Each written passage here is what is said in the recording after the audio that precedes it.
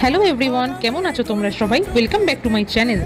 আজ আমি বানাবো বিয়েবাড়ি স্টাইলে বাগদা চিংড়ির মালাইকারি, যেগুলোকে ভালো করে ধুয়ে নুন হলুদ মাখিয়ে একটা ব্যাম্বু স্টিক নিয়ে সেগুলোর মধ্যে গেঁথে নেব যাতে সোজা থাকে। ঝোল মশলার জন্য লাগবে নারকোল, পোস্ত, পেঁয়াজ, কাজু এবং কালো সরষে আর পরিমাণ মতন কাঁচা লঙ্কা। ভালো করে মিহি করে বাটলেই রান্নার স্বাদ কিন্তু দারুণ খুলবে।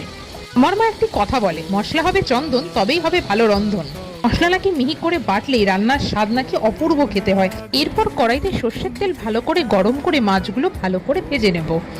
তারপর কড়াইতে গোটা গরম মশলা ফোড়ন দেবো, দারচিনি, লবঙ্গ, এলাচ দিয়েই যে পেস্টটা বানিয়ে রেখেছিলাম সেটা দিয়ে ভালো মতন কষাবো। এরপর নুন, হলুদ, লঙ্কার গুঁড়ো, জিরে গুঁড়ো, ধনে গুঁড়ো দিয়ে ভালো মতন কষিয়েই মাছগুলো ঢেলে দেবো।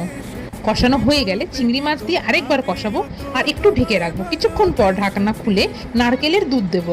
নারকেলের দুধ দিয়ে আর হালকা নাড়াচাড়া করে 1 কাপ মতন জল দিয়ে দেবো। ব্যাস, নামানোর আগে একটু কাঁচা লঙ্কা দিয়ে দেবো। ঢেকে রাখবো যতক্ষণ না